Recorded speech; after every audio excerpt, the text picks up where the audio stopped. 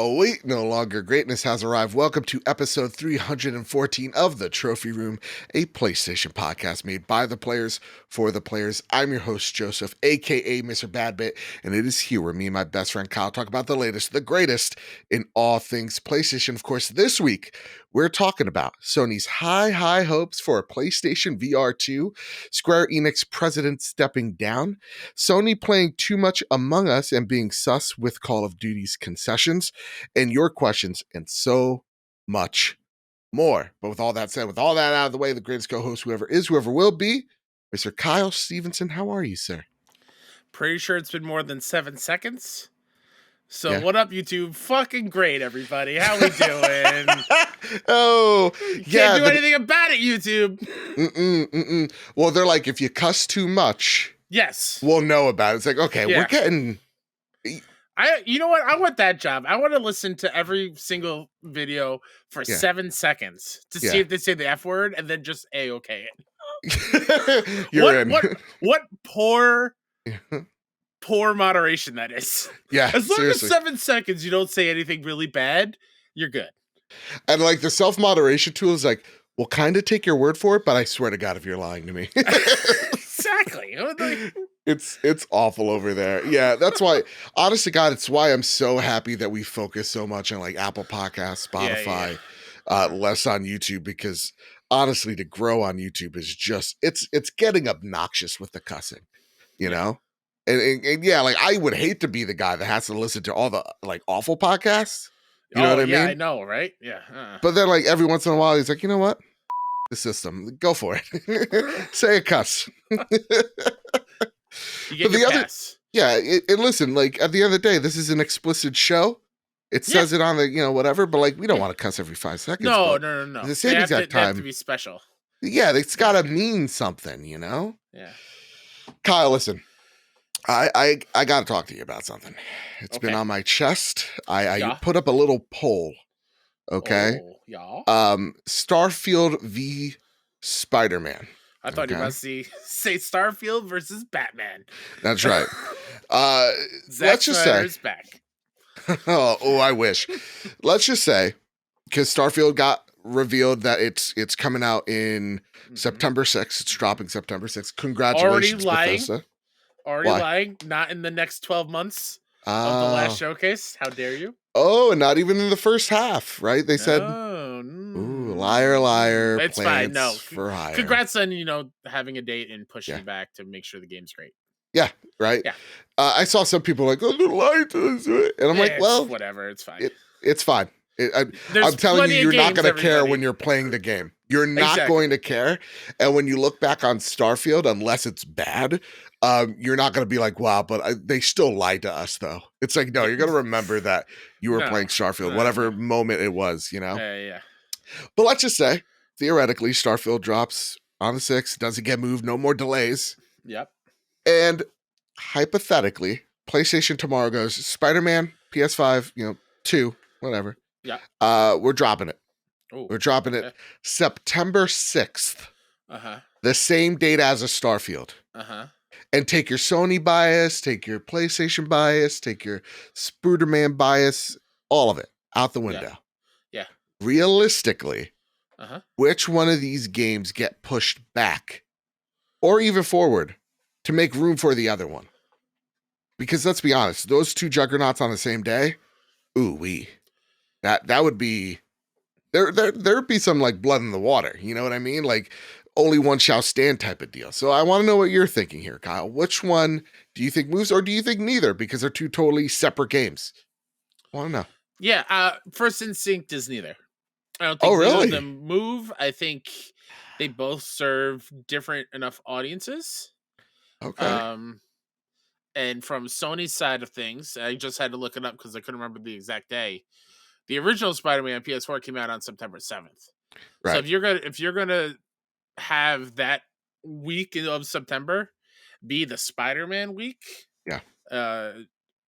minus Miles because that was a PS5 launch thing, I think that's great, and I think they're both juggernauts and they're both gonna do great because I think of the I forgot what year it was, but the same day we got Wolfenstein 2, we got Assassin's Creed, yep, Origins, yep, and Mario Odyssey, all on the same day, and they're all behemoths. So like, I don't think they need to move, and plus they're exclusive to different consoles, so it's not like, crazy fighting. The way I think of it is like Xbox wants to put this thing out in front. They're going to throw all the marketing behind it, right? Like this is the thing that's really the catalyst that's going to start their Game Pass, ventures for realsies, right?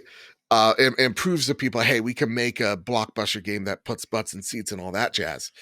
And I feel if it's taking up the same mind share as a Spider-Man, we have a similar situation of a Horizon and an Elden Ring, right? Where Horizon's great and all. It's a fantastic game. But then it's Elden Ring, right? And once Elden Ring came out a week afterwards, that's all people cared about. That's all people talked about. And it seemed like nobody really cared about Horizon, though that is not the truth of it in the slightest. Yeah. So to me, I kind of look at it going, if I'm Microsoft, yeah, I'd push it back one more week, or I'd push it forward a week, or I'd push it back 2 weeks so that Spider-Man has its time. Because to me, Spider-Man just transcends. I'm not even thinking of this as a PlayStation fan, or even, my love of Spider-Man. Spider-Man gets butts and seats. Like Skyrim sold 30 plus million units in its lifetime when it originally came out in 2011, 2010? Sounds about right. Yeah, Spider-Man's done those numbers on technically one platform for the majority of its sales, in the span of 4 years. So to me, I'm just like, okay, I'll move aside, because for Spider-Man, just on the SEO charts, if you just take a look at what is it? What do they call it? I think it's called Google Analytics. You just track SEO wise the keywords side by side. Trends? Google Trends. There you go. Yeah. Spider-Man's just gonna crush it every single time. Oh, yeah. And I think even if Starfield moves 2 weeks back, that's no different from Elden Ring to Horizon. True. So I think it's going to happen regardless. Mm-hmm. And I'd be shocked if Spider-Man is the Horizon in that situation. Yeah, no, it's definitely not. Again, it's one of the most popular IP in the world. It is, depending on the year, the most popular superhero IP in the world. Absolutely. So the game kind of markets itself, but then you're gonna put the PlayStation marketing behind it as well. To me, I'm like, oh man, Spider-Man's gonna win that fight 9 times out of 10. I mean, Bethesda RPGs are massive. They're stellar. Die-hard fan base. Yeah.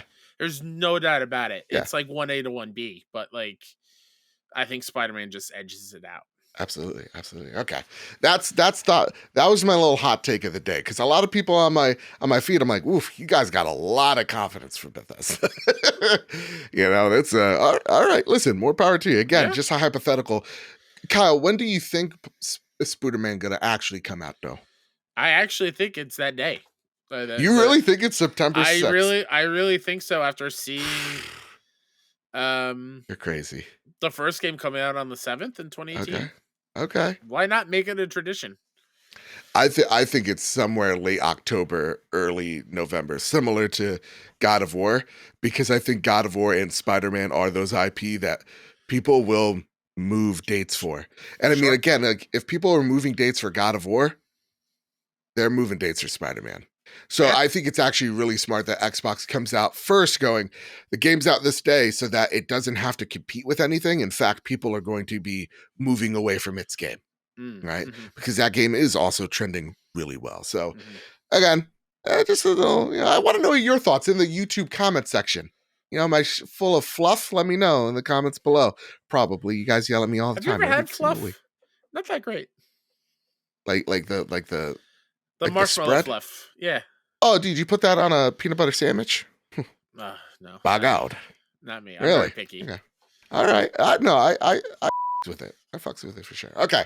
Kyle, it's time for a little bit of housekeeping. We got then all the huge news that happened this week. Our Resident Evil 4 remake giveaway. Y'all, you have until March 22nd to enter. And this is how. All right. All you have to do is drop a 5-star review over on Apple Podcasts and then tweet at PS Trophy Room with your review to make sure that I see it, and you are entered to win a copy of Resident Evil 4 Remake, I preface, for the PlayStation 5.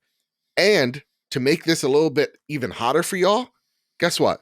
You drop a Spotify review and you at us at PS Trophy Room, you get a second entry. Ooh, if you're a patron, guess what? You're already entered, and that's a bonus entry if you do the same. And I'll even just entice you a little bit more.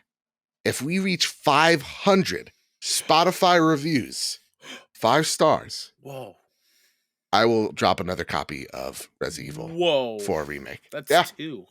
That's 2. I'm celebrating that I just got a job, and I'm celebrating with all of y'all. Hey. Congrats, Joe. Ooh-wee, that student loan debt's going to be eviscerated. So yeah, please, it really does help us out. It grows this channel, and Apple loves when we get a lot of reviews in to take away a few. So we hit 300 officially the other day, but then Apple just took away a review. Very weird. Very, very weird. So make sure your review's still there. Tim Apple? How dare you? Dude, they just want to start a ruckus. And Kyle, one more piece of housekeeping as well. Yeah. You made the Trophy Room merch store. Everybody's talking about it. You did such a good job. Thanks, buddy. Everything looks fantastic. Yeah. Support the show. Get some new swag. The new logo shirt. If you're watching YouTube, we got the logo shirt. It's going to be way bigger on your version. I got one to see the sizing. The logo's too small. Yours will be way bigger. Nice. And also, we've got every single trophy from our new logo as their own shirt. Ooh, look at that. So this is the OG one, the PS1 with the TR in the middle of the controller. Goddamn, Zach PS2, just killed it. PS3, PS4, PS5. All the things. The family. All those trophies across. It's a lot of good stuff. Please grab your merch and tell people where the latest and greatest in all things PlayStation are. There you go. In the link down below. And of course, before we start the show, I want to thank our amazing patrons over at patreon.com/PS Trophy Room. It's like we say each every week. The reason why we look so good, sound so great is because of your generosity over at patreon.com/PS Trophy Room. And I want to preface this. You know, the reason why we look so great, the reason why we're able to edit and get things out on time is patreon.com. And right now, right around the corner, we're updating our Adobe, yearly subscription, and I think it's $1,000. So just to show you guys, we put everything back into the production of this show. So I want to thank our newest members, David Ernsberger, and just David Ernsberger. No, I lied. Oh, I messed up this whole thing because I know there's a few people that they joined it this week. There you go. I got it. It's okay. You're allowed to do that. We all make mistakes, folks. We got Dave Ernsberger at the $1 tier. We got Matt Pew, or the Red Arrow, and Spammin' Bammin' at the gold tiers. Thank you all so much for your contributions.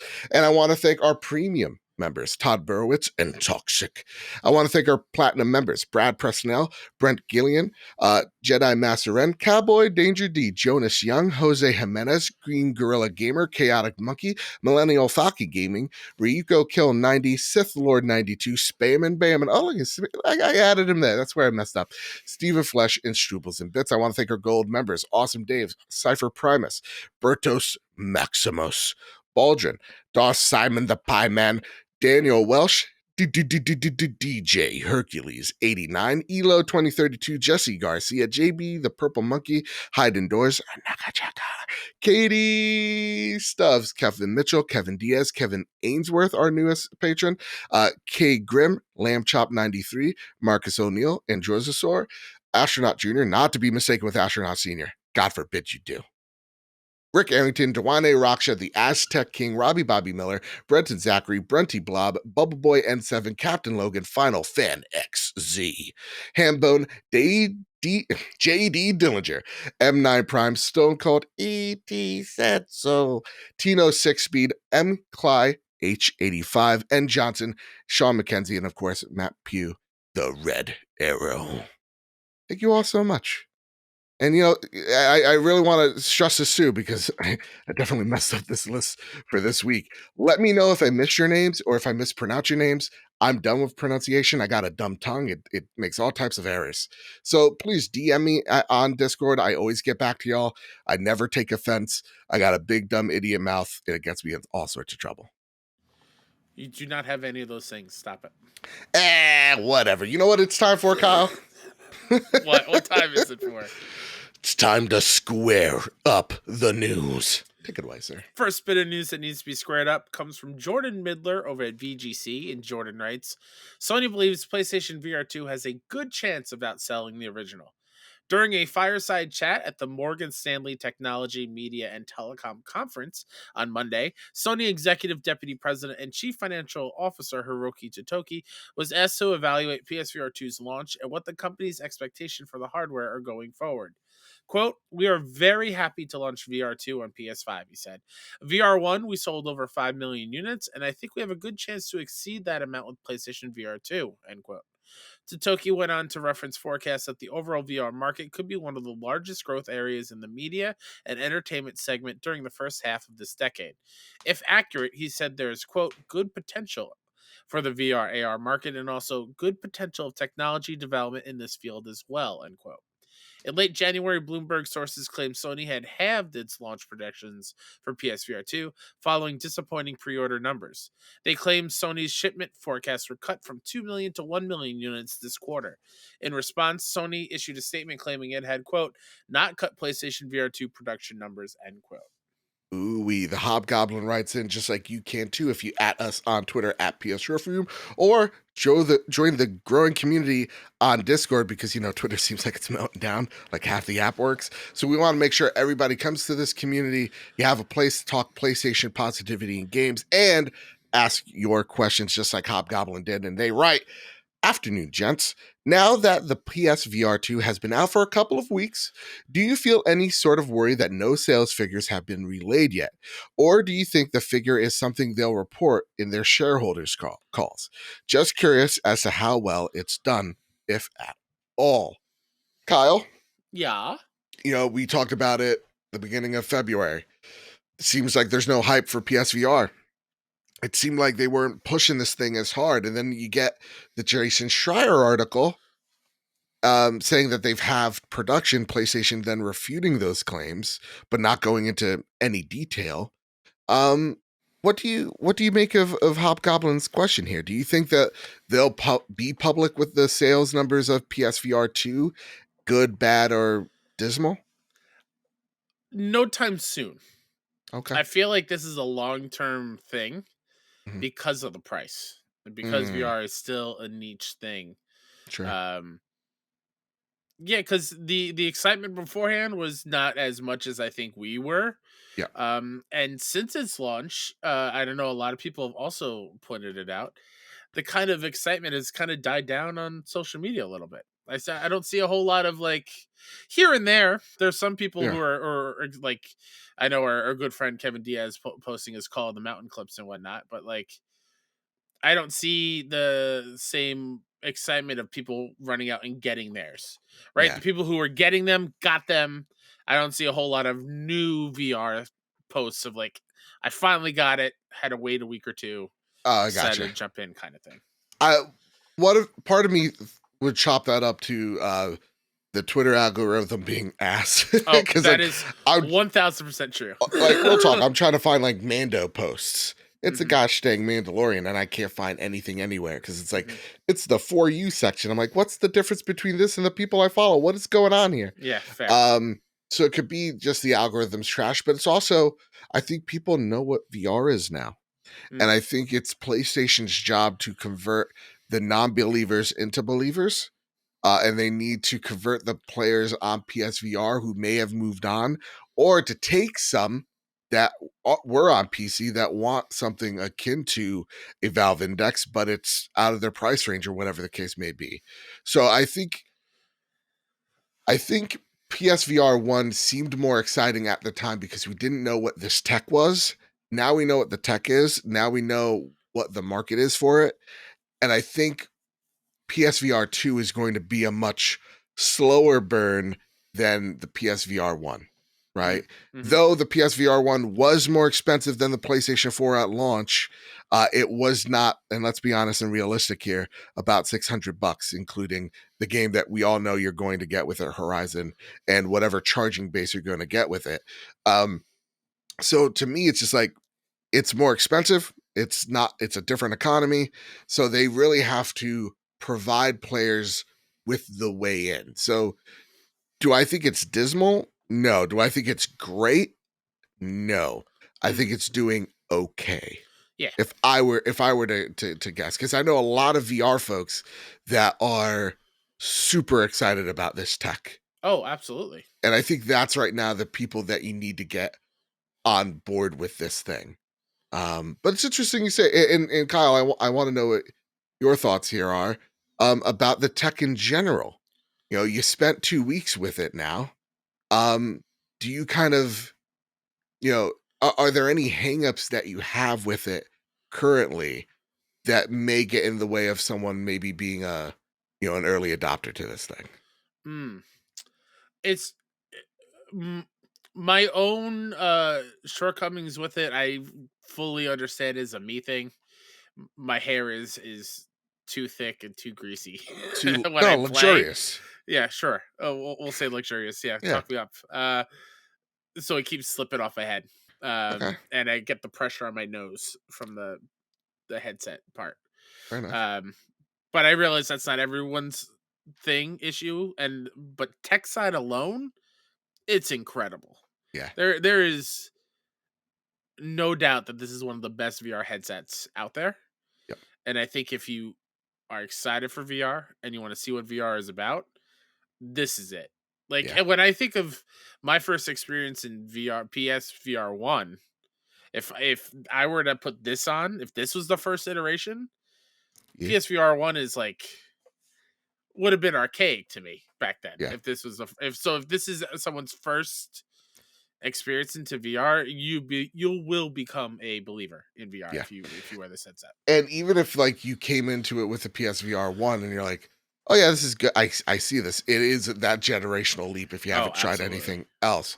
But I think PSVR 2's first hurdle is getting the VR folks in with PSVR 2, and you're going to do that with software. So like seeing like Before Your Eyes come out this week, seeing what's it, Dark Pictures Switchback VR 2 in a week or two, like that's what we need. We need a constant flow of cool indies that PlayStation's going to bring aboard to highlight and showcase on this system for the most part. So yeah, I'm optimistic that they'll reach PSVR 1 numbers, but I don't think they'll ever be braggadocious about it because they know what they know what VR is right now. We're still in the infancy of this device, absolutely, of VR in general, and we're still learning. And that's what I think, if you're a lover of VR tech, that's the thing that excites you, is that like all the weird and crazy stuff that developers are doing makes me feel like, yeah, we're experimenting with ideas the same way that we were in the 5th or the 6th or 7th generation of games. We're doing it here in VR. So, you know, I think that's where PlayStation will be at. I don't think it'll ever reach 10 million units, but I think it's going to be something that I hope PlayStation continuously supports. That's all I'll say. Yeah. All right, Kyle, let's talk about our favorite NFT, bro. Our favorite, Marcus and Stewart. No, it's not Dr. Disrespect. Marcus Stewart, he's our second favorite. Game Informer writes, Square Enix president Yosuke Matsuda is stepping down. Yosuke Matsuda, president and representative director of Square Enix, is stepping down after 10 years in the position.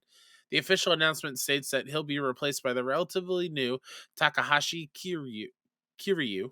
So sorry, Takahashi, a company director who joined Square in 2020 as part of an organizational restructuring. The proposed change will be voted for approval at the 43rd annual shareholders meeting in June. Square Enix's reasons for the change is as follows. Under the rapid change of business environment surrounding the entertainment industry, the proposed change is intended to reshape the management team with the goal of adopting ever evolving technological innovations and maximizing on the creativity of the company's group in order to deliver even greater entertainment to its customers around the world. Man, that's a long sentence. Yeah. His time at the top could be viewed as a bit of a roller coaster. He pushed for innovation in Square's flagship franchise Final Fantasy and voiced commitment to remaking and re-releasing popular titles from Square's back catalog, such as Final Fantasy VII. The MMO Final Fantasy XIV also became a global phenomenon under his watch, though the company as a whole has largely struggled to land a massive success outside of the franchise. Mm. In recent years, high-profile Square Enix published titles such as Marvel's Avengers and Babylon's Fall had disappointing releases, with the former ceasing development this year and the latter shutting down this week. Perhaps most infamously, Matsuda was also at the front of Square's tumultuous relationships with its North American third-party publishers, namely Crystal Dynamics and Eidos Montreal, whose titles such as the Tomb Raider reboot trilogy, Deus Ex, and Marvel's Guardians of the Galaxy were often deemed commercial disappointments. That came to a head last May when Square Enix sold off those studios and their IPs to Embracer Group. In recent times, Matsuda was also a vocal advocate for NFTs and blockchain Ooh. gaming. In January, he published a letter detailing upcoming company initiatives, including making games that incorporate blockchain tech. Ooh, boy, Kyle Stevenson. We're just a couple of headline chasers when it comes to us being anti-NFT, you think? Oh my God, we're just riding the coattails. Yeah. That said, not that I worked behind the scenes and saw how disgusting and predatory they were. Well, I did. Kyle. Yeah. Square's in such a bad shape, it seems. And it's weird saying that because they have what is going to be one of the biggest games this year with Final Fantasy 16. And all these changes, all these quotes, all of Square's visions, it doesn't seem like it's aligning to paint a vivid picture of the future of Square Enix, which goes into some additional news coming straight from PlayStation Lifestyle's Zarmina Khan, who writes, "It all started with Morgan Stanley conference that late last month that Sony CFO Hiroki Totoki was part of. As spotted by Reset Era, please note Reset Era, Totoki was quizzed about the $2 trillion yen the company had put aside for acquisitions and revealed that 1.3 trillion yen was spent by the end of 2022. That leaves about 0.7 trillion yen, which equals to about $5.1 billion for acquisitions within the next year. Remember, they have to spend it within the next year. Here's the problem, though. The funds Totoki is referring to isn't for PlayStation acquisitions only. They are for the whole of Sony Group. In other words, while this is fun to speculate, it's not set in stone that Sony will be splashing whatever it has left on buying video game studios. Either way, that Take-Two Interactive rumor is certainly a load of nonsense. So we can safely rule that out. Yes, please stop it, everybody. Please. I think the guy's name's like Rylith or RN. Please, stop. Dude, you're embarrassing yourself. And shave the beard. It's not. Take-Two can probably buy PlayStation. Respect the beard. It looks like that man doesn't respect the beard. Fair. Okay, Rylith. I first off, I hate people like him, and I call them out because I hate when people go analyst at the end of their bios. Yeah. Right? Like, there are people that I consider analysts because they report on correct information, like Benji sales, right? Benji. Yeah. They don't make up shit like this guy does, and then stirs the internet full of nonsense. Absolutely, yeah. And the thing, oh man, let me get on the soapbox real quick. The thing that bugs me most about those kind of people, they are the ones that social media promotes as the main topic of that subgenre. So like me scrolling through Twitter and be like, "Oh, PlayStation news for you," and it's some guy. I think one of the guys' name is Hunter, and he just is like throwing out all these crazy rumor things as like, and he's speaking at it as it's like fact. I'm like, stop it. This is why everyone is so disappointed for a state of play or a showcase, or disappointed when things don't show up, and like, you're doing more harm than you are good. Yeah, it's the toxic positivity crowd. Yeah. From time to time, right? It's like, yeah, those people hurt the conversation and they give these pie in the sky, ways of looking at things. Like, how many times have we said it that actually, you know what? I'll bring in Kevin Ainsworth's question here. Hello, friends. Just wondering, why did anyone actually believe the Sony is buying Take-Two rumor? Take-Two has a market cap of $20 billion, and that has never been a part of Sony's strategy. Are people just so desperate for a toe-to-toe battle with Xbox in the mergers and acquisitions? Yes. Yes, they are. We have to really realize, and I'm beating this drum, Sony didn't have to go tit for tat with Microsoft. PlayStation folks, you're going to love me for a second. Xbox had to spend almost $80 billion to go toe-to-toe with PlayStation, right? Because what I think we're starting to see is that a shift happening in the industry when the Activision Blizzard deal goes through, or if, now all of a sudden all these games I want to play that I've been playing on my PlayStation, but I can only kind of play it somewhere else. So, yikes. And it's been for the longest time. Yeah, I'll get Diablo on my PlayStation. Diablo's not going away, and I'm going to play all these awesome first party on PlayStation, so might as well play Diablo here. All of a sudden, that changes, right? And I get the argument of, well, did Xbox earn your dollar or did they pay for it? But they have it now. And so all of a sudden, that conversation changes, and it's fair because the market's changing, and that's why PlayStation doesn't want this deal to go through. Nonetheless, PlayStation doesn't have to go out there and go, okay, they bought Activision. Kyle, I think they're going to buy EA. I think they're going to buy EA because I want them to buy EA. Yes. That's not how this works. No. Like, PlayStation's strategy is in games as service, it's in VR, and it's in mobile. It's why we shared last year with their screens, with the oh my God, their spreadsheets of what they had at their shareholders conference of all their big investments into games of service, into VR, into mobile. That's where PlayStation's mind's at right now because it's got the console market on lock. So they're making the investments to go into the mobile space. That's why you see them buying mobile developers, and why you see them get, C-suite level execs running operations there. Same with, PC. We see Valkyrie Studios, and we're seeing, oh my gosh, Nexus, helping with PC ports of things. PlayStation's getting these things off the ground, and they're investing back in themselves. I don't know, Kyle, about you. I think that's a great thing. But it's also interesting to note, and this is where I throw it back over to you, Square's getting lean, dude. Think about it. They're prepared for a fight. I don't think they're preparing for a fight. I think they're preparing for something else that Takahashi was not able to fulfill on. They've been saying they've been leaving so many little breadcrumbs of like, hey, we're talking about investments with multiple partners, right? Seeking investors from Nintendo, Sony, and Tencent, for example, having our studios being rented out by them. You're hearing or seeing them sell out studios for incredibly low rates. Why are they doing that? Right? So when you hear them talk about acquisition, talk of we're kind of in the market to sell, and then them offshoot studios like Luminous Production, it does seem like they're getting lean, and their market cap as of right now, if I'm just going off of Google, is $5.6 billion. Whew. So what do you think, Kyle?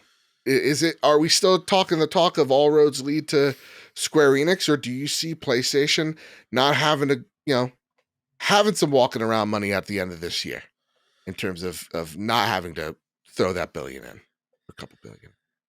I think it's an interesting question to ask. Yeah, that's why I asked it, son. I know. I'm an interesting guy. You definitely are. If we still man, words are hard right now. It's okay. You got if this. We weren't still talking about the Xbox Activision merger and how Yeah. Sony's trying to throw a wrench in it in every single which way possible. Yeah. If that was a done deal, I would say, yeah, all roads lead to Square still. Sure. I feel like Sony's putting up such a fight that for me, it would be way too hypocritical to then buy a major thing. And Yeah. I mean, that's just me personally. I know it's probably, that's why I'm not a businessman. I'm not as Right. ruthless as You're I not probably Martin should be. Gecko over here talking Absolutely about greed not. is good, baby. To me, I'd be afraid of people laughing at Yeah. like you put up this big fight over this acquisition, and then you're gonna go buy all of Square Enix. But it Okay, would be cool. real talk. It would be hilarious. So It would Microsoft be. goes, "We have a problem with this."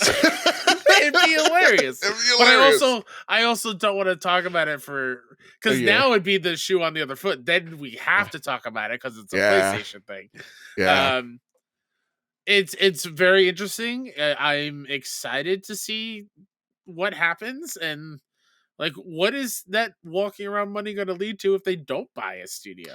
Yeah. I mean, theoretically, they do have to spend it.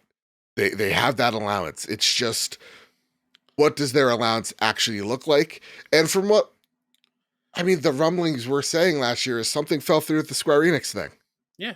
So, and I think that's like common knowledge at this point. So it's like, to me, it's not so much, I think somewhere in between Sony's strategy changed and they're like, we have a real possibility of killing this thing. So maybe we don't have to go toe to toe. But I would say when you take a look at Sony's acquisitions, it's not for single player games. They have those in droves even. They're really good at it. In fact, I believe that they're the best when it comes to those single player experiences. Mm-hmm. And you have XDev being experimental and taking risks and chances. And we're seeing if PlayStation really likes what they're working on, they'll purchase them like Firesprite or Haven. But even then, it's hard for me to justify $5 billion, what is just for, at this point, Final Fantasy. Right? So for me, it's just like, I don't think Square's the buy. I don't think they're the one you take to prom. I will say though, earlier you said that Square hasn't been putting out the best stuff. I will say so far this year they've been crushing it. Yeah. Octopath did very well. There's another game that just came out the other day, Paranormal Sight, I think is a Square Enix game. I'll double check. Reviewed extremely well. Final Fantasy 16. You got FF7 remake sequel. Yeah. Like this is the time where I think you wouldn't want to buy because the price is going to go higher. I mean, and that's the other question. It's like, how many studios does Square actually have? That's not like a publicly known thing. They have like creative business unit number 1, number 2, 8.5. So it's just like, there's a lot of questions with Square Enix that we don't know publicly. And I think when you take a look at the PlayStation acquisitions, it's Bungie. Why? For their games as service games. Yeah. I do think that they need to lock down some RPGs, but Kyle, I think all roads lead to multiple investors investing into Square Enix.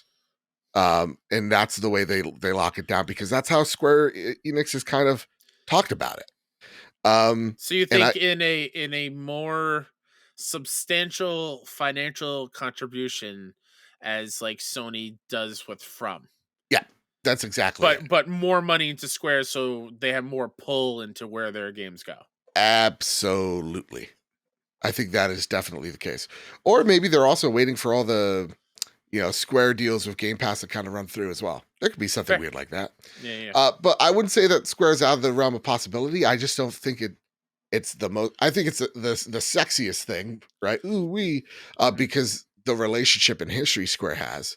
But I think of a lot of Bungie. I think of what's a developer on the rise or making a huge imprint on the industry. I would like, and this is my I think I've said this multiple times. I think at the end of the day, I think they take CD Projekt Red to prom. Ooh, okay. I think they do. I think they need, dare I even say the name, a Western RPG creator, first person type of RPG, and I think I think CD Projekt Red has signaled, as often these companies do. The reason why they announce all these projects is like, look at how ambitious we are. Look at how healthy we are. Look at how much we've learned from our mistakes. It's a good time to invest. And I think that would make a little bit of sense, at least to me. That'd be a bit shocking because when I think Cyberpunk, I think Xbox. I also think of the PlayStation pulling from the PlayStation Store. Exactly. Yeah. But I really think that they need RPGs in the style of a CD or Obsidian / Bethesda. And I when I think of what's left out there, I think of CD personally. That's fair. I would rather use and it's cheaper, by the way. Sure, I think CD is like $3 billion. Going back to our earlier thing, this is fun. This is fun speculation, everybody. Sure. This is not us claiming we're analysts and knowing what's no, I know, but that's what I'm saying. This is an example of like fun speculation, which I'm fine with on Twitter. Not the I know this for a fact kind of thing. Yeah, I got a tie over there I can put on. That are my mom when I say point to this. Yeah, these are just things that like I think it'd make a good fit. Like your comment in the comment section is just as valid as my stupid opinions. So don't worry about it. But let me get my business attire on though. We're talking business right now. I'm excited for this. Kind of want Joe to hear this, but I'm going to say it to y'all first and foremost. I think it'd be wiser. What I want them to do is do smaller studio acquisitions, things that we've spoke about before. Always getting the tie on for the audio listeners. It's a nice purple, blue, and white tie, looking snazzy. Thank you. Very nice. So what I was just about to say is I'd rather them take that $5.1 billion or whatever it is and go out and buy the smaller studios. Yeah. Snatch up the Ember Labs. Go snatch up Arc System Works. Get a fighter underneath their belt. Yeah. Go see if you can pull Rocksteady from WB. I don't think so anymore, bud. I know, but I'd rather them do smaller things on that scale. Sure. And get more higher quality studios than buy the full thing. Gotcha. Yeah. Greed is good. I Am the Wolf of Wall Street. I've never seen either of those movies. Moneyball. Oh. The question here, the next question comes Joe from... doesn't know what a Quaalude is. That's interesting. I know what a Quaalude is. Oh, okay. I know. Listen, I could party. All right. They called me the Tank. Take that, YouTube. Yeah, that's right. I don't know what a Quaalude is. My Tinted Brain writes, so Sony isn't buying Take-Two. I know, right? Or whatever you want us to believe. Serious question, though. Open to everyone, really.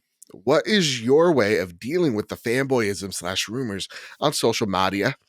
Do you mute? Do you delete? Do you ignore? Usually doesn't affect me, but of late, I've noticed it more and more. I usually point and laugh. Yeah. Because I'm not, again, like when I say, I think it makes sense for CD Projekt Red, I'm not saying a little canary whispered in my ear, sweet nothings. No. You know? I got a guy. I got my uncle at Nintendo kind of situation. Exactly. It's tough. I'm gonna say it right now, my Tinted Brain. It's everywhere, and it's why I don't really talk a whole lot about my gaming stuff on Twitter, because I'm so tired of replies of just like, oh, you like that? That game's stupid. The game's stupid. Like Last of Us Part 2, when I say I was excited for it, I literally had 50 DMs saying, oh, you're excited for The Last of Us, buddy? Trying to spoil it for me. And guess what the profile pic was, Joe? They're all Joaquin Phoenix as the Joker. Because they are cultured, quote unquote. That's right. It's a lot. So I try not to interact with it. And if I do, I either mute the person completely or get it out, because I don't want that kind of stuff in my life. But it's a lot, and I hate it. And I'm trying to not be so cynical and think that this is just what it's going to be forever. Sure. I would like to imagine a future where fanboyism is gone completely from everything. It'll always be there. It's never going to go anywhere. It's never going to go anywhere. It's only going to get worse as well. It really I truly think it's only going to get worse until Yeah, it's the dark. Until the we all band together and or we whatever. go after Embracer. That's right. No, how I deal with it, usually just point and laugh. I have DMs of multiple people going, look at this buffoon, and that's what usually gets me through it. But yeah, like I get yelled at on Twitter all the time, and now at this point, I'm just kind of numb to it. We had a lot of awesome people celebrating us hitting 300, and that's great. Yep. And it was like one person going, "Oh, great for you guys," but you always backhand compliment Xbox. Congrats, though. It's like, well, you just backhanded complimented me, guy with 5 followers, and is an anime picture. Like, go to hell.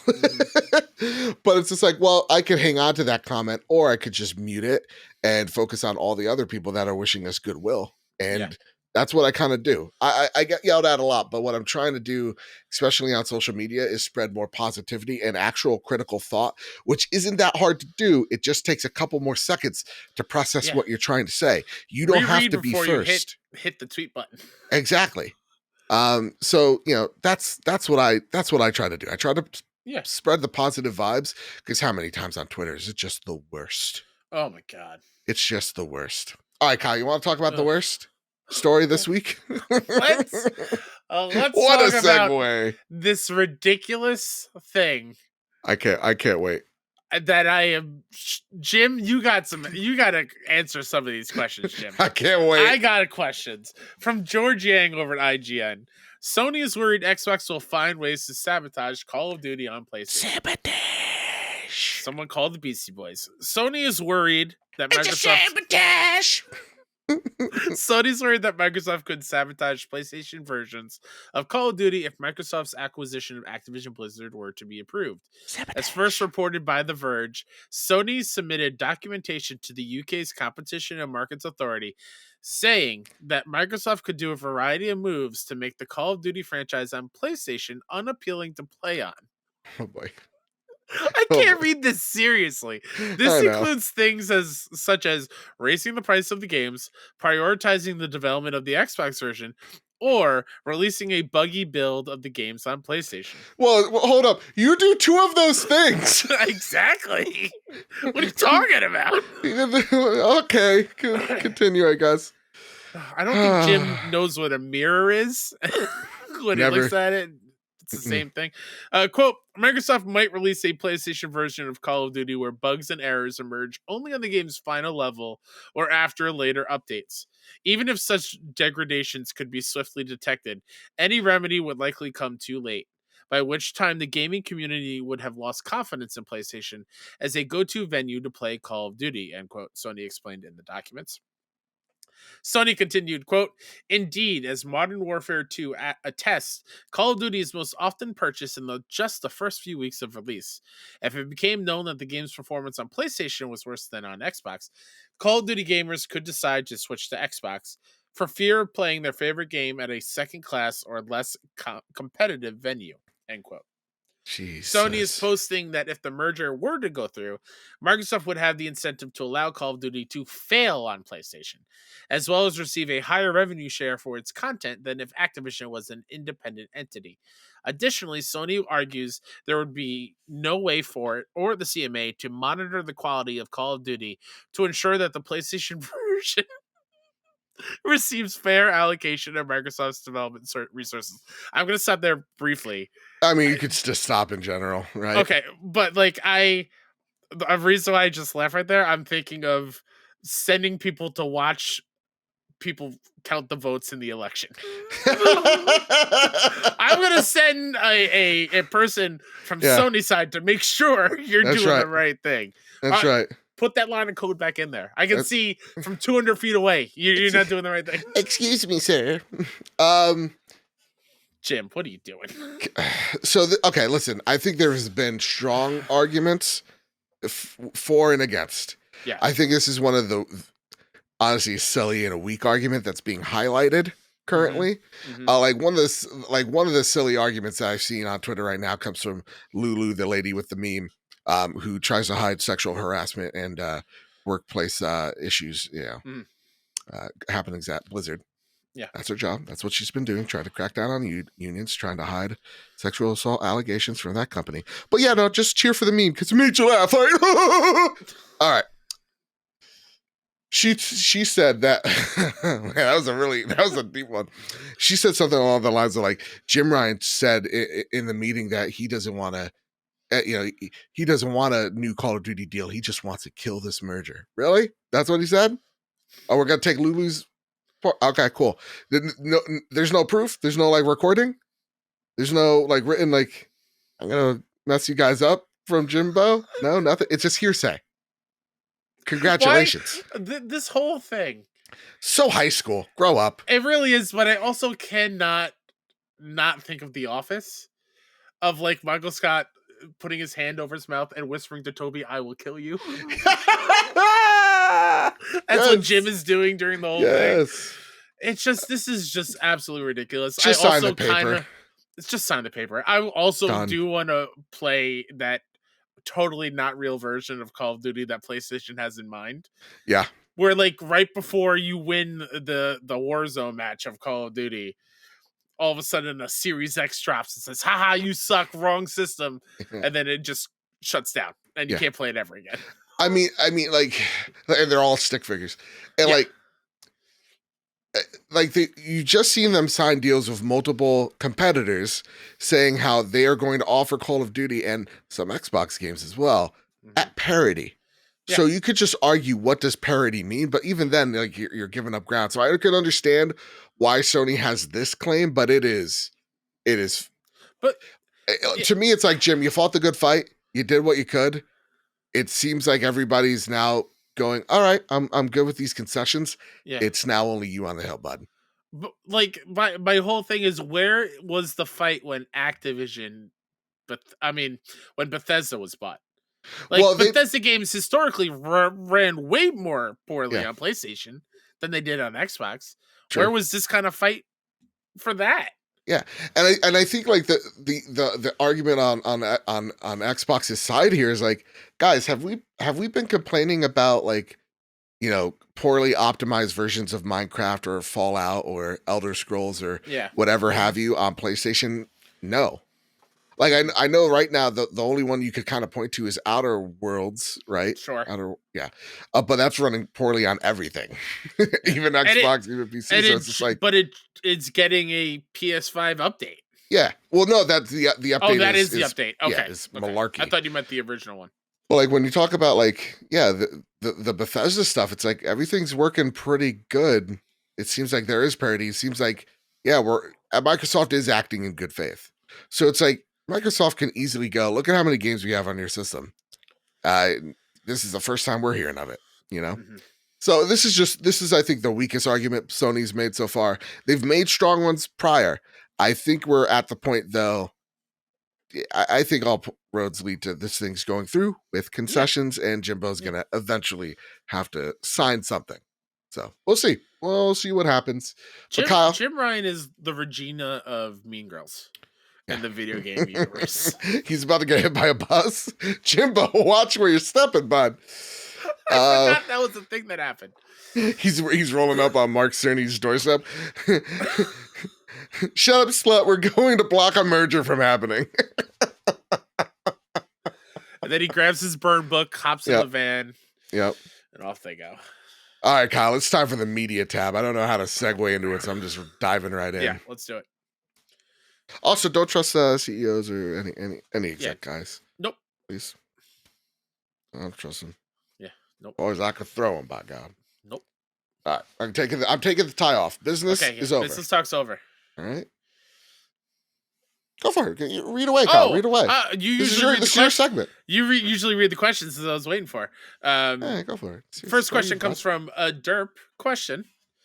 Growing up with movies like Howard the Duck and Mario Bros., I never imagined the world would ever be graced with quality entertainment based on my interests of comics and video games. Now I'm waiting for Nintendo World to open up in Florida. If Disney would to make an agreement with Sony, what franchise would you love them to make into the next themed area?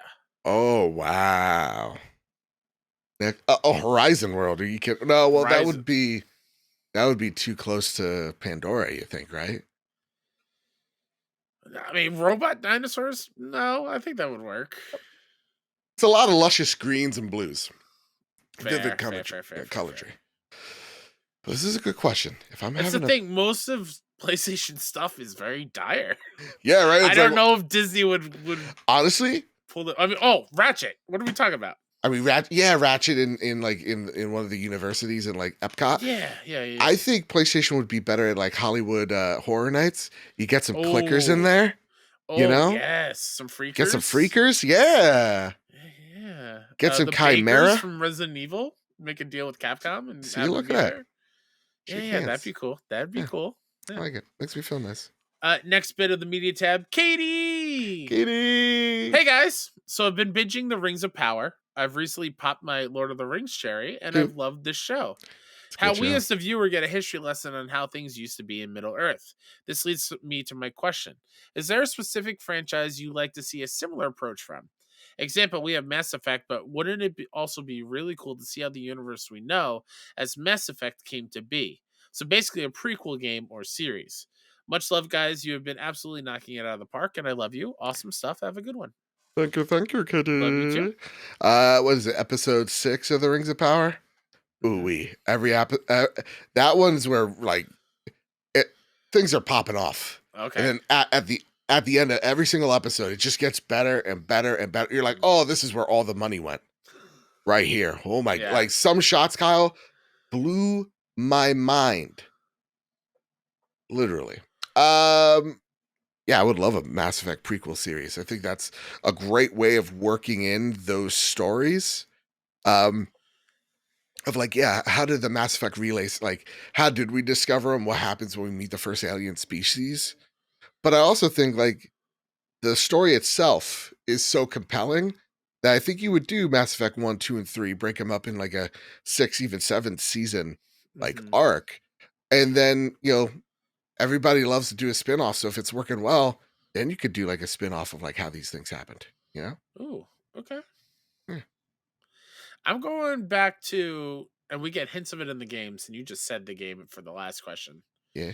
Give me a Horizon prequel of a show. Okay. Of them. Well, that's what the Horizon show is going to be, Kyle. Oh, I forget that it was going to be a prequel. It's going to be a prequel. I'm already getting it, so let me think of something else. Kratos with hair. Kratos with pop collars on his polo shirts. I used to have hair. Then I took 4 hymns. While he's spraying Axe body spray but it all was over too his late, body. Boy. Manscaped.com, boy. What would be a good prequel? I'm thinking, what's a good... Yeah, go Death for Stranding. It. Ooh. That'd be fun. I mean, there's a lot of apocalyptic games where I'm sure all their prequels are kind of similar. Yeah. I would love to know more about what happened to the world of Death Stranding and the BTs, and I would just want more Kojima stuff. Really. So here's what I want. Ready for this? Yeah.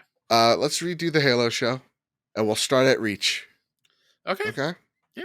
That's all I want. Erase Master Chief's bare ass from my mind. Let's start anew. Get the actual creator of Halo in there, right? And have them be part of it. You know, get Cliff Bleszinski in there, make a Gears of War prequel, and we're talking about the Pendulum Wars. Like, there's some stuff you could do. You know? Give me the actual Pedro Pascal Mario Kart spoof thing on SNL. Yes, absolutely. All right, Kyle, it's time for some flash news. Gotta run fast. Gotta go fast. Oh my god, they're right behind us. Gotta run faster. Okay. All right. Got it. We're good. The PlayStation 5 system software update rolls out globally today, bringing with this is the check mark. This is the most important things. Yeah. Discord voice chat functionality. And y'all, it's simple. It's literally a less than a minute setup and you're there.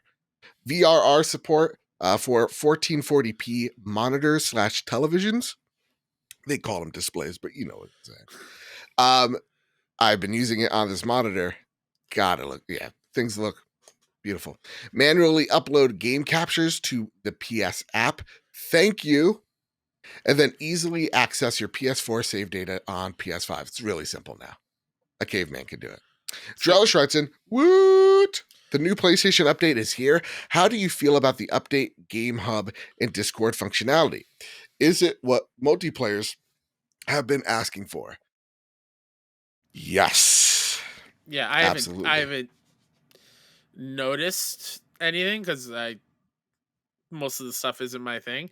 Although I turned the PlayStation on just to make sure the update is happened. And it already did in the background, but it wirelessly updated my DualSense. I'm like, Isn't that beautiful? Oh my God. I love Ooh. you so much, PlayStation. Thank you for that. So that Thank you. there is worth the price of admission, Yeah. which is free $99. Yeah, and Ditko writes in, hey guys, with this new update, I have to admit I'm more worried, oh my goodness, than excited now for Discord on PS5 due to how many hoops you have to jump through to get Discord chats going on PS5. And with it not all being possible from the console UI. Do you think this function might struggle to convince people it's a good thing to use? So I added this before you said that it was like an easy thing. So I don't know. So pretty much what you do is you register your Discord account just like you would on your Spotify or whatever. And then for the first time, you hook it up using your phone or your computer. Okay. So once you hook it up or connect the console and computer together, you don't have a native Discord app, which is a bummer. I'm going to say it is a bummer. And I think we will one day get that. I think this is the in-between. But what you have is when you're on Discord, you have this little item all the way to the left. And it's a screen with a controller. And pretty much you click that and it then says connect to your PS5. You hit connect and bam. It's now you're talking through your PS5. So it's literally every time you're in a Discord group, you just turn to your computer or go to your phone and go connect to PS5 and everything's through your PS5. Sweet. So again, it's not the most simplest thing, but it is. Yeah.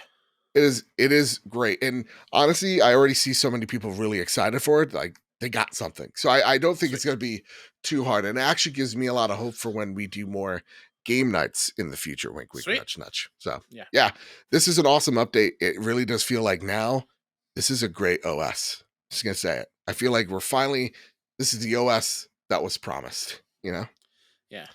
I feel like there was another question that I don't know I added, but I'll throw it in here now. I'm just double checking, make sure I didn't add it. Where people are like, for the next console, PS6, what are some things that you can think that they can improve on? I'm coming with a tough time coming up with like improvements or things that I want added because I feel like they're doing a lot. Yeah. We're getting pretty close to it being just like perfect and then just fine tuning the performance of everything. Absolutely. That's like at this point, like they have everything I want. Because I'm never going to use that party chat ever again. I'm just going to use Discord. So yeah. Hey, Kyle. Hey. Can I just tell you something? Sure. You have your mother's eyes. Harry, Hogwarts Legacy delayed. Has been delayed for PS4 to May 5th, 2023. See what I did there, Kyle? I see what you did there. Do you want to crack a little grin? Of course I cracked a little grin. What are you talking about? Look at that. Maybe these wands aren't all that dumb after all. I'm really curious how this thing's gonna play on PS4. I'll say right here, right now. I am skeptical. Yeah. That said, Master Shredder is being teased for Call of Duty, and we are dining on turtle soup, boys. What are we doing here? I don't want to see Master Shredder. He looks cool. M16 shooting at other human characters. Kyle, you could be Michael B. Jordan in Fortnite and do the same thing from Creed. Oh, but that's more cartoony. That's more forgiving. Sure. Just like just in the war zone and seeing this rat in a purple robe pop up in your crosshairs. Well, you're not no turtles yet. No turtles. Just Master Shredder. No, that's what I mean. A rat with purple robe on. Oh, fair enough. Well, no. Sorry. Shredder's the dude. Shredder's the man. Oh, I'm thinking Splinter. Yeah, you're thinking Splinter. Yeah. I saw Master and then S. I the Master Splinter. Got it. Real talk. Have you seen? I know we're running a little late, but like. Oh, I saw that trailer. Oh.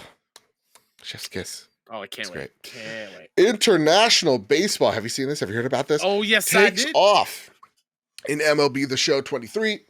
Oh my God, indigestion. His strikes. Since its inception, MLB The Show has roundly been focused on the Major League Baseball.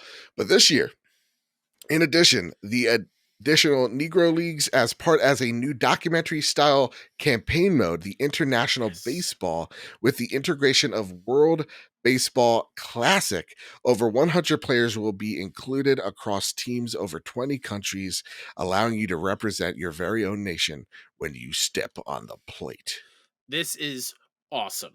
Oh, great. This is becoming the most comprehensive baseball game ever made. That's and cool. I love it. That's cool. Love it. Yeah. Love to see it. Love to see it. PlayStation 5 is absolutely surging worldwide in sales. This comes from Benji Sales. February, year-over-year increases. UK up 316%. Europe up 400%. Japan up 457%. Sony is forecasted to a record-breaking Q1 for console shipped. It looks like 2023 will be a massive year for the console. Adding from Push Square, the new console has sold an incredible 366,000 units in February in 2023 in Japan, more than the first 4 months of 2022 combined, despite the price increase as well. I was going to say, all those surging percentages with the price increase. I mean, PlayStation, I guess, knew what they were doing. They knew they could get away with it. And as much as we shake our fists and wag our fingers, it really seems the market speaks. They don't mind it. Yeah. All right. Fair enough. I got it for cheaper. Kyle, here's a little segment we like to call Quick Play. We have 1 minute. That's how the rules work. 1 minute to pitch a game that we've been playing this week. Kyle, I want to talk to you about Wulong. Okay. And now here's the thing. If you're interested and you're asking me questions back, we'll continue the conversation. But if I just have a rant, it's a minute and done. Okay. Kyle, I've been playing Wulong Fallen Dynasty, and let me tell you something. It is scratching the Sekiro itch. This is one of the most accessible and, dare I even say, easiest from / Soulsborne / Neo-like games on the market. It's a fantastic time. Kyle from the Trophy Room. You brought it up. How's it different from Neo? Does it feel different from Neo? Yeah, it definitely has the deflect / parry system in Sekiro. So it's all about timing. It's all about learning your enemies' animations and punishing them afterwards. So it's all about breaking their stances. And the cool thing is it's also about breaking your stance. But if you get perfect parries, it gives you special chi power that makes it so that you could do special spirit moves that break their defense even more as time goes on. So it's a really great combat system that is familiar yet new. Because the cool thing about this is you could be a warrior, but also have magic. So there's no class system. It really is, hey, you want to be a sage? You could do that. But you could be a two-headed mace-wielding mage with battle armor. It's awesome. That being said, there's a level system and a morale system. Every time you enter a level, you have around 7 to 5 banners around the map that raises your morale rank. And every time you raise your morale level, you do increased damage and you take less damage from certain level enemies on the field. So you get progressively stronger, and you could even over level so that when you face a boss, which is typically they're ranked at level 20 morale, you can have level 25 morale and you could be doing more damage to them. They'll be doing less damage to you. And it's all about co-op. So you could bring a buddy in as well, or you can even bring extra AI with you, companions to fight and tank the enemies as well. It is a really fun time. It's the only game that's gotten me out of my PSVR 2. It's definitely scratching that Sekiro itch, and it is fairly easy. Easier, I would say. There's still a lot of challenge, especially the first boss and I think the 8th boss that I'm on. The first boss is a huge skill check for a lot of folks. Just remain patient, just deflect. And the 8th boss is, okay, we're getting Dark Souls level hard. But for the most part, I think this is something people are going to be able to step into and have a really good time with.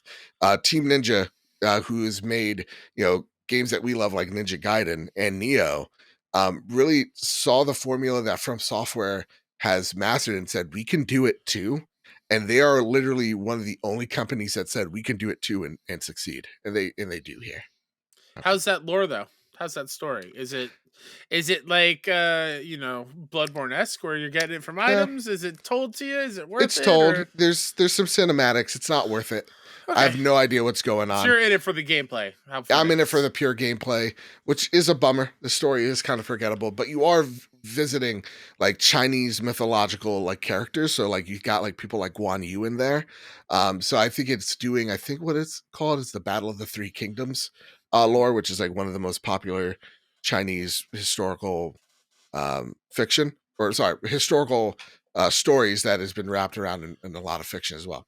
So yeah, it's a really good time, forgettable story, and it definitely feels like a game ass game from like the PS3 era in terms of level design in a good way. Like it's all about just, hey, clear out the level, get to the boss, have fun doing it, learn from it. So I'm really loving Wulong Fallen Dynasty. Shout out to Team Ninja. You hit it out of the park for us, bud. Nice. What about you, Kyle? I've been playing a bunch of things that I can't talk about for the fair enough. mini indie showcase. Wink, wink, nudge, nudge. It's coming soon, March 22nd. Be hyped. But other than that, it's been a down week from gaming. Fair enough. I told you, I don't know if on the show or whatnot, I'm using this week to catch back up on Critical Role, and that's exactly what I'm doing. I'm falling back in love with it again. And it just, they're so good at what they do, and I love watching them craft stories in an improv way. It's just amazing. And yeah, give it a shot, everybody. Watch Legend of Vox Machina on Amazon Prime, please. All right, fair enough. Hey, Kyle, are you holding on to something? I am. Prepare the drop. Here are the latest steals and deals headed to the PlayStation storefront. On March 6th, Dead Cells return to Castlevania on PS4. It's magnificent. It's on our Fantasy Critic League. So that could Sean Capri and the Carpool Losers over there. The Wanderer, Frankenstein's Creature on PS5, PS4. Frankenstein. That's a new pronunciation. Frankenstein. Ichstein, right? That's a Mel Brooks. Anyway, 7th of March, you got Little Witch Nubita on PS4, Romancylvania on PS5. You got the Outer World Spacer's Choice Edition on PS5. On the 8th, you have Cartrider Drift on PS4. You have on the 9th of March, Clash Artifacts of Chaos on PS5, PS4. Fatal Frame Mask of the Lunar Eclipse on PS5, PS4. Figment 2, Creed Valley on PS5, PS4. Monster really quick Energy. About Figment 2. Please go for it. Figment 2 is a really cool game, the first one as well, because it is a musical in a video game format. I think musicals in games is something that there's not a whole lot of them, and this is cool. I like musicals, so having it in video games is pretty neat. Sweet. Monster Energy Supercross, the official video game 6. All right, PS5, PS4. Oni, Road to the Midnight Oni on PS5, PS4. That's redundant. Whatever. Peppertura on PS5. The Last Spell on PS5, PS4. Tiny Troopers Global Ops on PS5, PS4. Transport Fever 2 Console Edition on PS5, PS4. The 10th of March, Before Your Eyes on PSVR 2. DC Justice League Cosmic Chaos on PS5, PS4. And then Mato Anomalies on PS5 and PS4. And just a heads up, your PlayStation Essential Games of March have dropped. Let's go pick up Code Vein. Go pick up Battlefield. Go pick up Minecraft. What is it? What is it called? Minecraft Dungeons. Yeah. All right, Kyle. It's time for our favorite segment of the night. And we're doing it proper. But Kyle, I'm going to drink a little water. Would you like to take the first question for me? Oh. Oh, we're gonna wait till you drink water to do it proper. Oh wait, I'm sorry. You know what? It's been like 2 weeks since we've done it proper. Yeah. I was like, right, because we've had so many interviews. Do you want me to yeehaw by myself? Yeah. All right. Ready? All right. I'm ready. It's time for the Sony Pony Express. Yeehaw! That's right. There we go. Now it feels better. There you go. First question. Yuna writes in, hey there, guys. Hope you both are doing well. It's almost spring break for a lot of students. So my question this week is, you have been invited on a spring break vacation by a villain from a game and have to be saved for your own reasons you make up. Who is the villain who has captured you, and who is saving you from that disaster trip? Why can't I think of the main villain in Ratchet and Clank? Dr. Nefarious? Yeah, I want to be captured by Dr. Nefarious. Because he's a bumbling idiot? Yeah, because he's a bumbling goddamn buffoon. He's going to give me a cell that's very, spacious. Might not feed me, but don't worry, I can lose some weight. And then, like, Ratchet and Clank is going to save me. Like, they're going to save me, and it's a cool universe. Yeah. You know? That would be cool. Yeah. What about you? You saying that, I'm thinking Neo Cortex from Crash and having Crash save me. Because, again, same thing, bumbling idiot kind of villain. Sure. It's low stakes villainy to me. Yeah. You know? Part of me, though, wants to go with Voss from Far Cry 3. Oh, he's going to probably kill you. You know that. Skin you alive. No, but he just captured me because I looked at him wrong. That's it. Like, he's going to kill you. I didn't wrong him in any way. It just, like, kind of... It's fine. I was just on the island. I did something a little bit wrong. It's fine. He's going to capture me. He's going to keep me in a cage for a little bit. But, Batman's going to come and save the day because Batman's going to save me. Why wouldn't you just pick, like, the Calendar Man and then have Batman save you? The Calendar Man is scary because there's a holiday on every day. You don't know what he's going to come at. That's true. Who knows? The Green Gorilla Gamer writes, "Sup, boys?"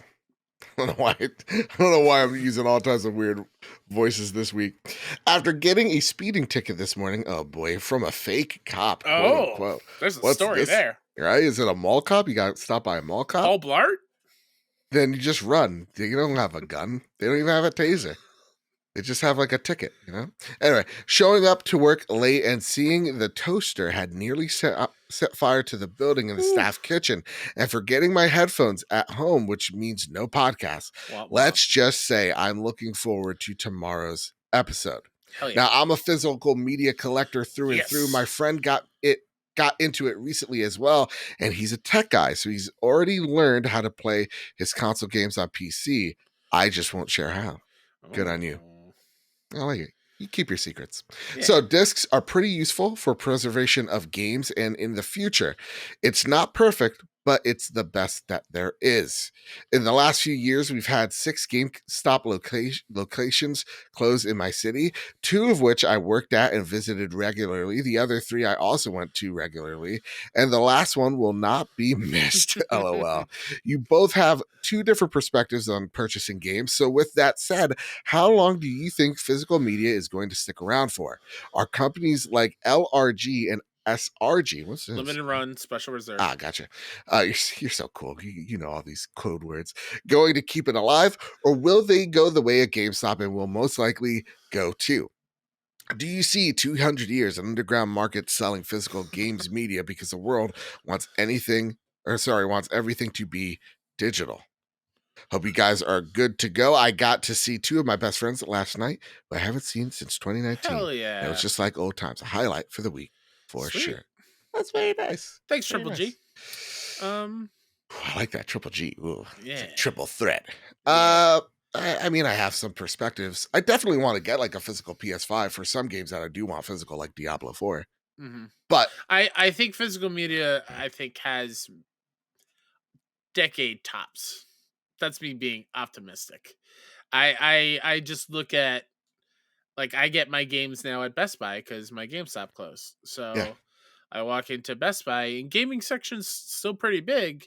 But what saddens me is the Blu-ray and movie section being one half of an aisle. Gondola. In the whole, gondola. That makes me so angry and so sad. Yeah. So if games are going to go the way of Blu-ray movies and 4K physical stuff, I give it a decade tops, but probably half that. And Yeah. that makes me sad. I think limited run and special reserve are great for what they do because they do physical versions of digital only things, Right. not every other game that has both. But yeah, I also do see a future where people are buying physical games and it being like a whole vinyl resurgence from music Oh, kind of thing. yeah, no, for sure. So, okay, I don't think GameStop has much time left, y'all. No, And I I don't. and thinking of that question when you're like 6 of my GameStops have closed around me, I'm like, damn, that sucks. Because Yeah. the GameStop I frequent was the GameStop I worked at, and I'm Yep. like thinking of Same. it again. I got the Yoda, like, oh, hand on my heart, like this is gonna hurt. Yeah. I hated working there. I love going in there. It's a weird, it's an abusive relationship we have with It's a store GameStop. dedicated to our favorite hobby. Like Yeah. it's special. So that said, I don't see GameStop having much left in it. But I think they'll be around in like your Amazons, maybe your Best Buys, your Targets, stuff like that. But it is going the way of the dodo, and that is pretty sad because there are games that I still buy physical, or sorry, games I still want to buy physical. So, I am waiting for that PlayStation redesign where it's a detachable hard drive and I just get to slap one on the side of it and have my digital as my stream machine. I'm still waiting for it. So it's not like I'm anti-physical. It is now just so much more convenient of I'm on the store and I'm just picking things out that I want to buy and not having to go anywhere, So it's the convenience. You really can't beat it. Yeah. Drellish writes, this question's for the Steam Deck, so this one's for moi right here. How are you enjoying remote play in comparison to the Vita? Are you going to use Chikai? Oh, I don't know what that is. I don't know how to pronounce it. That was just a guess. More like a Chiaki? guttural. Chiaki. Oh, that sounded offensive when I said it. I didn't mean it.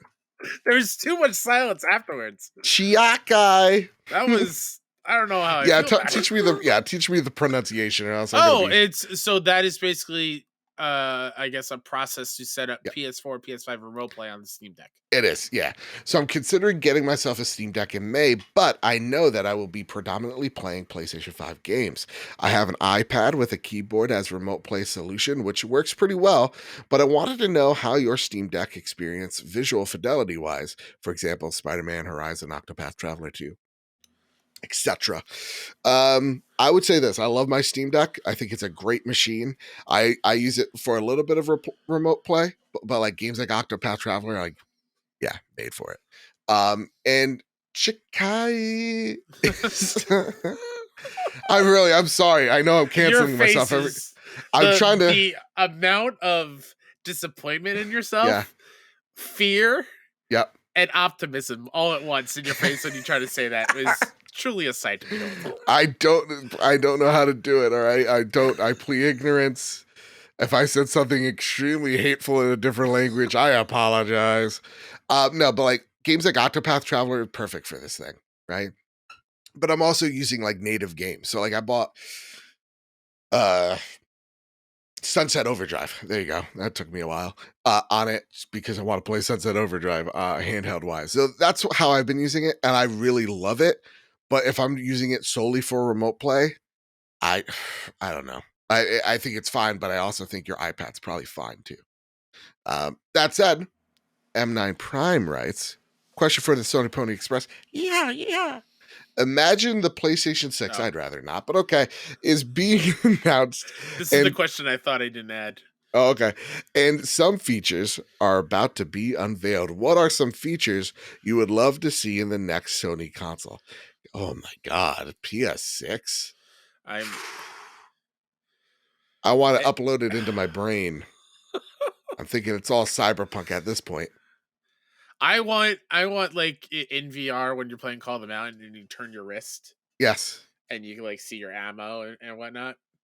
I want that to be the PS6. I want to turn my wrist and the dashboard's there, maybe in an AR type of situation.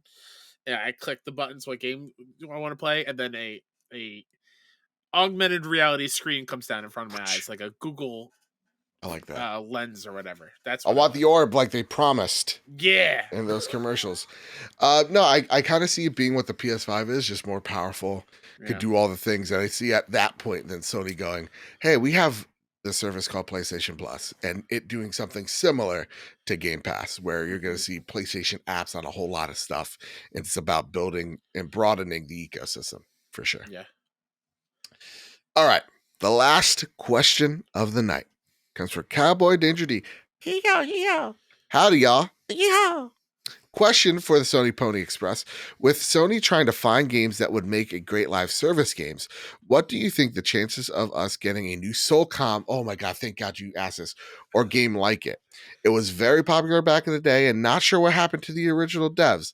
Love you guys. Shiny side up. Unfortunately, they're no longer with us. Didn't they make Unit 13 on Vita? Yes, I think that was their, that was their last game. Zipper, right? Zipper, yeah. Also, Cowboy Danger D, happy birthday a few days ago. Happy birthday to you, Cowboy Danger D. That was great. I love that. Thank you. SOCOM would be great. As a non-SOCOM player, that'd be great. I know that I think there's like a mod community making like an indie spiritual successor of SOCOM, and it looks and runs and plays like SOCOM. Mm-hmm. Dude, if you lose Call of Duty, it's not like you can't do it. SOCOM is right there. Exactly. And I hate that argument. It's like, we can't do it. It's like, really? You do it yearly with MLB The Show. So you can make if you really wanted to, a quote unquote yearly release. Ooh, excuse me. How dare you? I know it's 12:37 at night. Yeah. But you just don't want to. Like, you got SOCOM there. I loved SOCOM, especially for the PSP. So like you can do it, Sony. I believe in you. Yeah. And hopefully, maybe, you know what? Them losing Call of Duty is maybe the step in the right direction that we could go and get a SOCOM game. I would love that. What about you? Step right in the right direction, but not for SOCOM, but MAG. It's coming back, baby. Christ. Massive action game. Oh, yeah. Let it die. What about a Killzone? Do you think they'll ever bring back Killzone? Yeah, I think eventually. In my eyes, I don't think any IP is truly dead. Mm-hmm. I think that's a bad way about going about things. Sure. Whether or not it's the same dev making it, like a Naughty Dog making an Uncharted game again, who knows? Like, I still think those IPs will be back in at some point. I actually like having a lot of time in between because it makes me fond for that universe more. I think a SOCOM would be awesome. I think a Killzone would be awesome. Obviously, a Resistance. What are we doing here? I mean, come on. Sunset Overdrive 2's right there. I'm just saying. I think there's a lot of like first-person shooter IP that was on PlayStation in previous generations. Yeah, just in general that are just lost and gone. They haven't been a part of the console since what? Killzone Shadowfall launch game? Yeah. On PS4? Yeah. That's that's kind of shocking. I don't know. Yeah. I think again, the games of service element, going back to the conversation we had about Square, that's where Sony's focus is. And I think acquiring studios to make that the best, route, I think is going to be the best for Sony in the long run. And that means maybe you get some ex-dev teams working on a SOCOM, right? Like maybe that's one of the solutions. Like I wonder what Firewalk is actually working on. I'm looking at Deviation going, okay, so what's this first person game that you got cooking up? There's so much we still don't know about PlayStation, and we're not in its quote unquote second phase yet. So to me, the horizon is coming sooner than we think. And we'll get to see it when we're high on the mountaintop, what PlayStation has in store for us. But I mean, a literal horizon, not the IP horizon. Not the IP Got horizon. It. Okay. No. We've already seen that leak gameplay. Yes. So I'm excited for the future of PlayStation. I'm excited to see them dive into, multiplayer games and games of service. I'll be the only person probably on that hill because they already know they're really good at they're really good at story-based games, and it's not like they're not investing in those games still. They're just expanding into other areas. And if we could get the Sony polish in a games as service game, then I think we're good. I think we use that word too much like it's a curse word, like it's something that can't be done. I just think that developers / publishers are trying to go too hard into ideas that have already been fleshed out. Like you're seeing everybody go to a battle royale, right? Or everybody had to go pivot to a hero shooter. If PlayStation goes somewhere different, I think they're going to find success there. But I don't think every single game is going to be successful, but I think they're going to find the success that they're looking for as long as they do it smart. I hope that answered your question there, Cowboy Danger D. That said, that's it. That's been the trophy room this week, Kyle. Look at that. Ooh-wee. Look at us. Kyle, before we get on out of here, is there anything you'd like to spotlight, sir? Myself, Mr. KSF on Twitter, PSN, all the things. Keep an eye out for 6-1 Indie, our mini indie showcase. Never heard of them. It's shocking. They do pretty good work over there. I've heard. Our indie game showcase is happening on March 22nd at, I believe, 11 a.m. Eastern time. Nice. Please watch it. Tons of great indies. We're very soon going to announce how many games and runtime and all that stuff. It's going to be awesome. There's a lot of really cool games. So it's 100. 6-1 indie. Is that your guess? No, that's what I know for a fact. You said 100 to me yesterday. Okay. And it's going to be 6 hours long. Oh, yeah, exactly. The perfect length. Yeah. You guys said that you really like the Xbox Twitch showcases that they did. Yeah. Where they talked about 4 games. We didn't hours. we actually didn't even vet any of the games. They're just showing up, and we're just going to talk to them without even seeing the game. And so it's going to be questions of like, tell us about the game. Oh, look at the colors. How cool are those? It's going to be that kind of show. I like the Mike Lindell simulator that you guys got going on, the My Pillow guy. I really like that one. I really like that one. Yeah. It's really they do great work. Yeah. Great pillows. Aren't uncomfortable at all, All right, Kyle. That's been the trophy room this week. Of course, if you want to follow me, you can follow me at Mr. Badbit. You can follow the show over at PS Trophy Room. And do not forget, please don't, rate us 5 stars on Apple Podcasts. Get us to 500 reviews on Spotify. We are giving away 2 copies of Resident Evil 4 Remake if you're able to do all that. Again, contest ends March 22nd. Please add us at PS Trophy Room with your reviews so you're entered. If you're a patron over at patreon.com/PS Trophy Room, you're entered. And you should be supporting the show because it really does help us out. I've gotten, I think we got in a comment a week or 2 ago, Kyle, from someone going, hey, you guys should do ads on the show. Yeah, I don't think I've people seen that mind. a couple of times. Yeah. And honestly, if we want to be Aretha Franklin with y'all, the reason why we don't is because we're still at a stage where advertisers will give us good rates. We're at this stage where, as influencer relations starts to build and grow, I'm seeing a lot of like, hey, be an ambassador to our thing. And at X amount of games that you're able to have, sold, we'll give you a cut. And those type of deals don't interest me. And to me, I find them hurtful for us. So we're trying to get to a place where we are growing to a point where we'll get the fair deals that you see, your other mainstream podcasts get. We're trying to grow smart. And so to me, that's the best approach to do it. And at the moment right now, too, with the current economic climate that we're in, a lot of advertisers are very sheepish when it comes to advertising on podcasts at the moment. So when we say like Patreon is the reason why the doors are open, we are not lying. It really is the reason why we're able to keep the doors open here. It's the reason why we're able to do all the cool stuff that we're able to do and all the projects that we've been able to work on. So if the last few weeks have been any indicator of what content that we've been able to put out there, it's all because of patreon.com/PS Trophy Room. And it mean a lot even if it's just $1, it really does mean a lot. So yeah, that said, if you could do tree fitting, that'd be fantastic. Best and merch. And merch. Don't forget the merch down below. So, with all that said, and with all that out of the way, everybody, keep your wits about you, keep hunting, and keep playing PlayStation. See you guys. Bye. I love you.